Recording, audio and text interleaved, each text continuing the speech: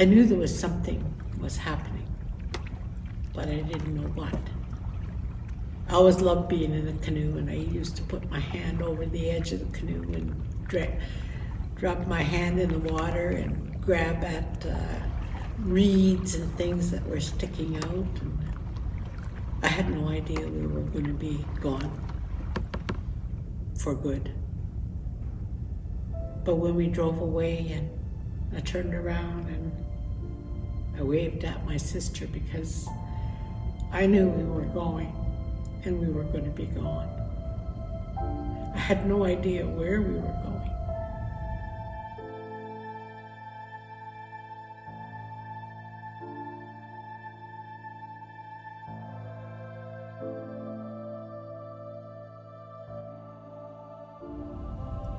It's still very emotional for me to go back to that place.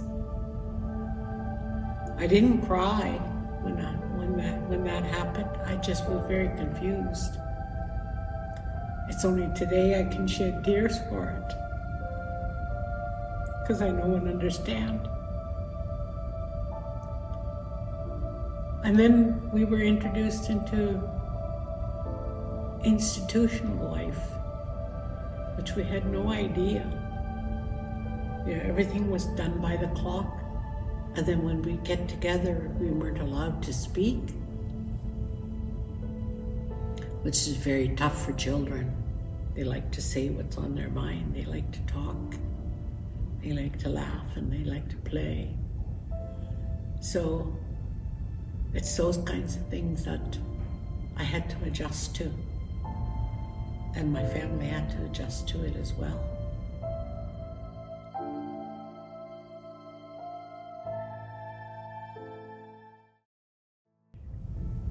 For a long time, I did feel very lonely.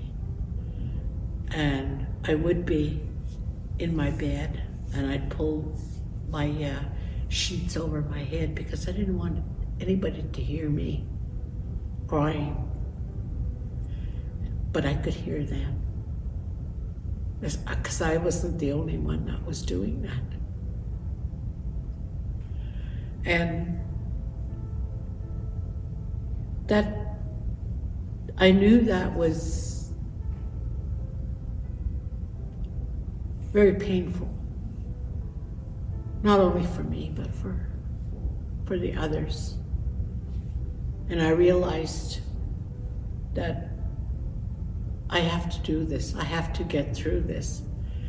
I don't know where I got that kind of insight at being 5 years old, being able to say those things to myself, that I can't be feeling sorry for myself. I have to help those ones that I could.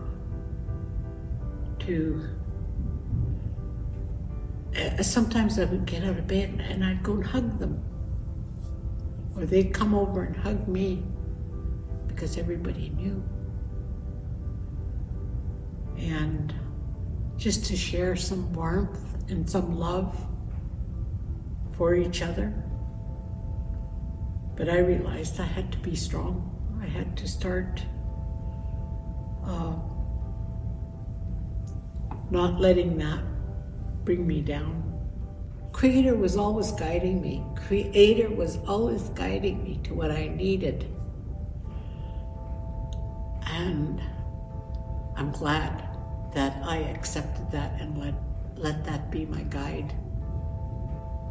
Because we as human beings want to laugh. And when you're children, you want to play, you want to laugh, you want to dance, you want to sing.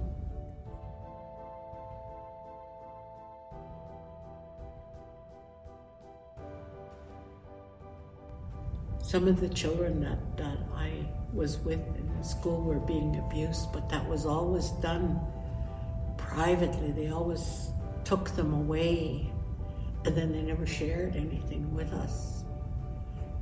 But it's only after that we started to come together as former students and started to build our healing journey here in this building. of that they were abused like that.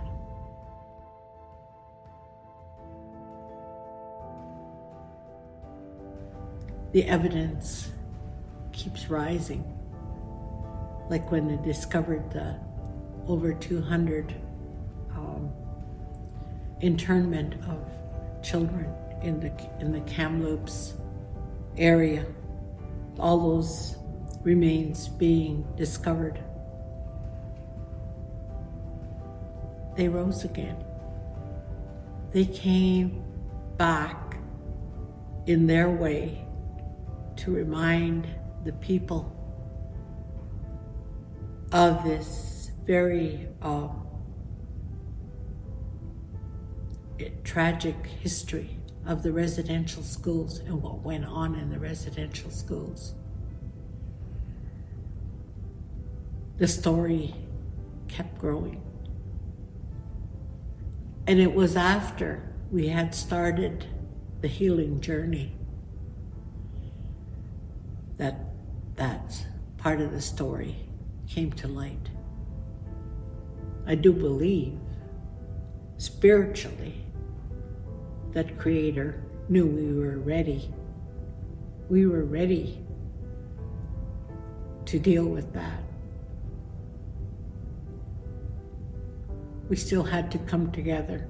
That seemed to be our way of dealing with this. It is the truth.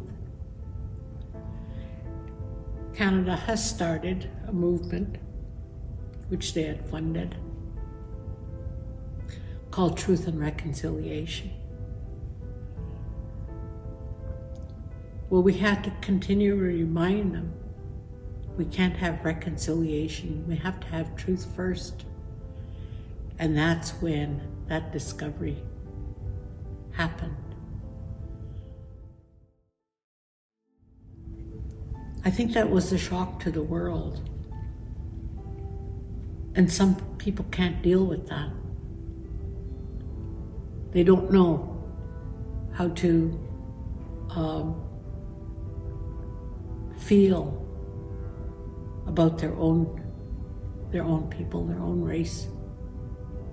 That something so horrendous could have been done by their people.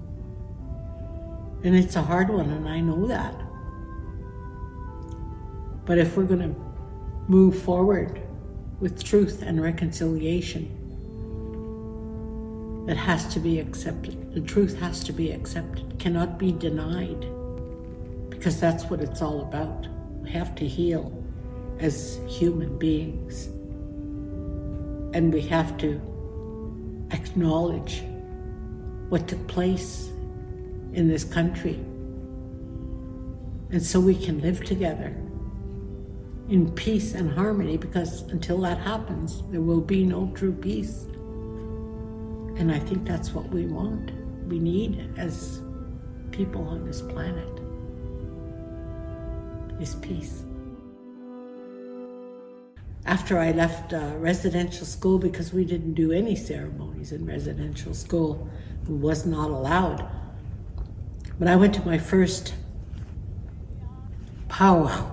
I went to a powwow, and I could see them with the sweetgrass and the sage, and they were lighting it and taking a feather and, brushing it over themselves. And I've got, I wonder why they do that. Until I got to the sage when it was my turn. And I felt, when I first did my first smudge, I felt myself opening up in my heart and my spirit. It is a gateway. It is the key that unlocks that.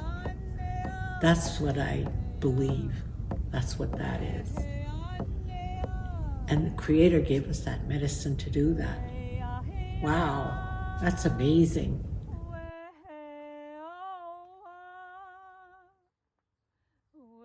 We as Indigenous people had to learn our ways again. Many of us that had attended residential school had to learn our ways again. So it was a journey of discovery. And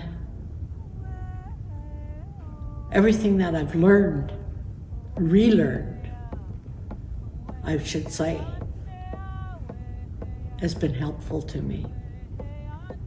And I've been able to embrace the ceremonies. So we can't do it alone. And that's the beauty of healing. We can't do that alone. We have to do it with others. The tools that we use for Indigenous people it's our sacred medicines, and it's also our stories that we tell in circles, because circle is very powerful. It's a powerful place to be when people sit in a circle and share their experiences and their story, because it's not just words, it's the spiritual aspect of the ceremony. And part of that is the respect that we hold for creation, Mother Earth, because Mother Earth truly is our mother. We get our existence, we're able to live because of the earth, because of the air we breathe, the water we drink, the food we eat is from our mother. That concept, in a very respectful way, will open things within us that will always help us.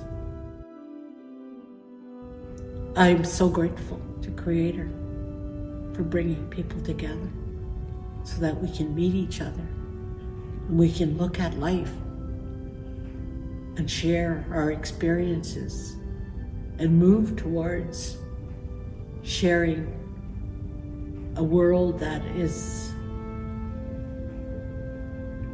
beneficial to everyone in the same way, so that we can gain that experience of true joy and love. I'm so grateful for that.